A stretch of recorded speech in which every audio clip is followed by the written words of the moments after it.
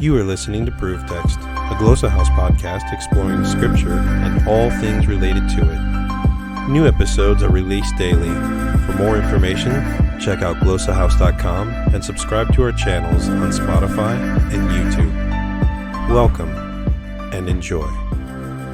Hey, welcome back to Proof Text. I'm Dr. Mario, and this is a segment we call What's in the Name. Last video, we talked about Abraham, so it's only fitting that we talk about Sarah as well. As somebody back in the day, and I have no clue who said it, said that behind every great man is a greater woman. Well, Sarah is one of these true instances of that being a true saying.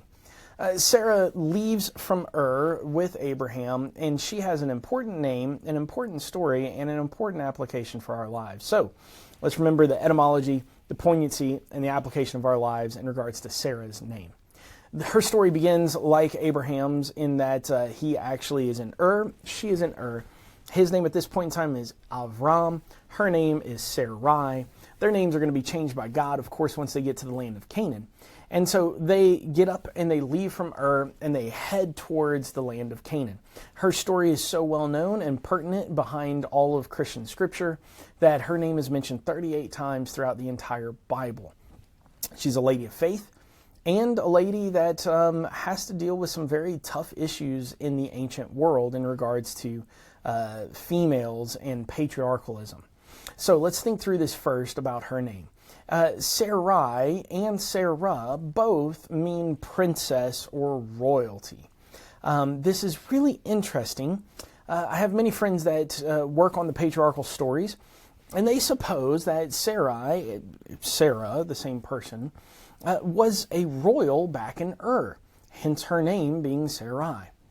Her name gets changed over to being princess, which is the Sarah, whenever she shows up into the land of Canaan.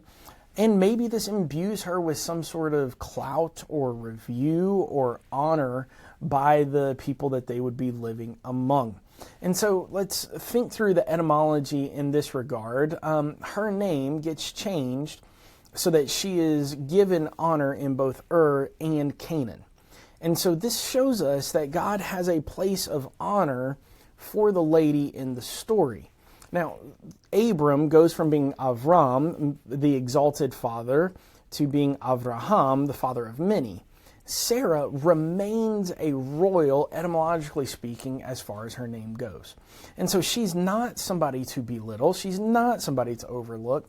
She is somebody to listen to. And in fact, that is fitting for the story of Abraham because Sarah listens to the voice of God at times that Abraham does not. So let's talk about the poignancy. As Sarah leaves from Ur, goes up, down, and around to the land of Canaan with Abraham, we run into a very awkward truth. Sarah is Abraham's half-sister.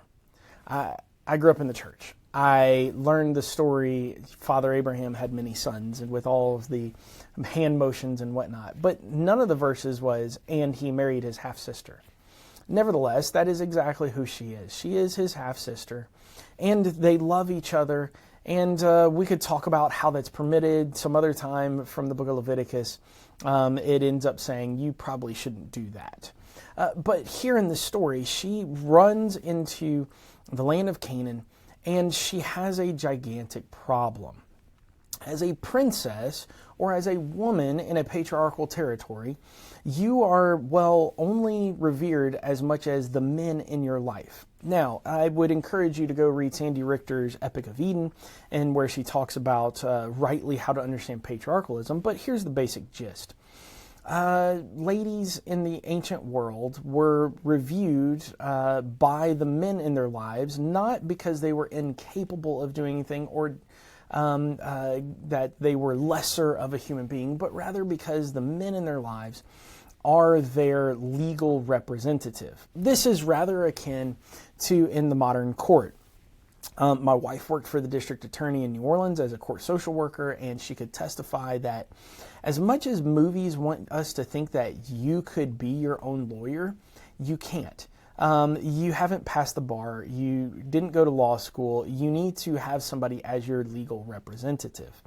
Does this mean that you're less of a human being or less of an American? Not at all. It just means that there's systems in place to ensure that things happen in the right way. So here's Sarah, a noble woman, if we can apply her name as such, who has a husband, Abraham, but has no other men in her life.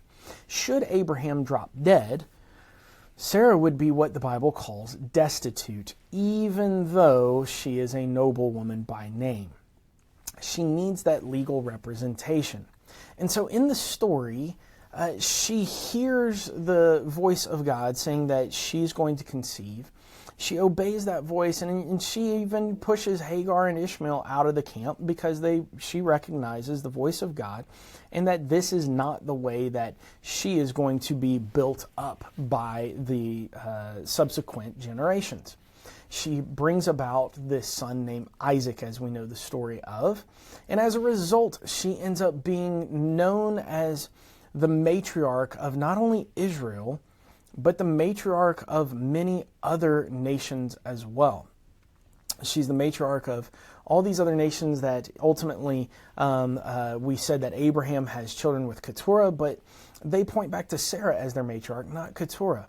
And so she is exalted. She goes from being a normal lady without nobility in the land of Canaan because she's not from there and she has no noble children, to being a lady of clout, having great family, great children.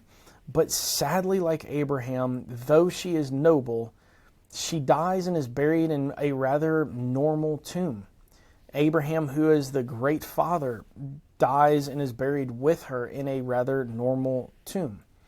So one of the interesting things is that sometimes, and let's move it over to our New Testament application, sometimes God will call us to live a life that is not necessarily the life that we were born into. Maybe we're born with, as we say in America, a silver spoon in your hand or mouth. But the Lord might be calling you to a more difficult calling, a difficult upbringing, to lead a life of ministry in a way that you aren't remembered, that you aren't exalted. And here Sarah is one not to overlook, but rather she's one to recognize is a woman of faith. And in fact, one of the interesting things about the life of Abraham and Sarah is that after Sarah dies, and I believe again Abraham is 127 years old when she does, when Sarah dies, we don't have notation that Yahweh speaks to Abraham anymore.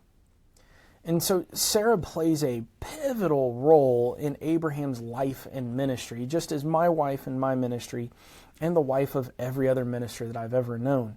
We together hear and obey the voice of God, not individually.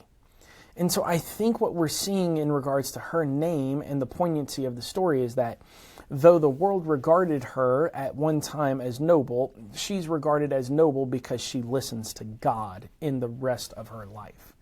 In the New Testament, she's mentioned, say for instance, we could go to Galatians chapter 4, where we see that Abraham's faith and Sarah represents grace, as somebody put it, yields salvation.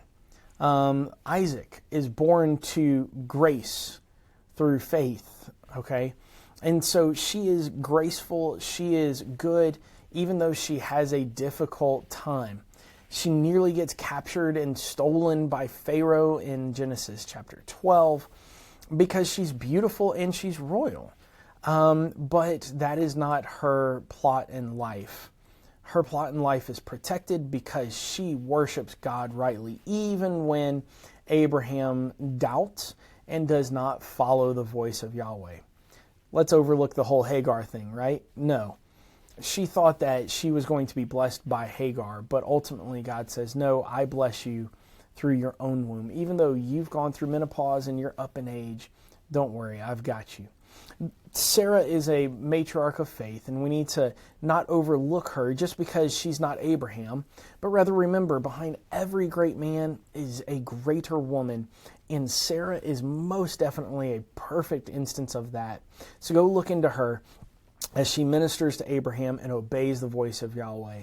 Be blessed in reading the story today. I'll see you in the next video. Bye.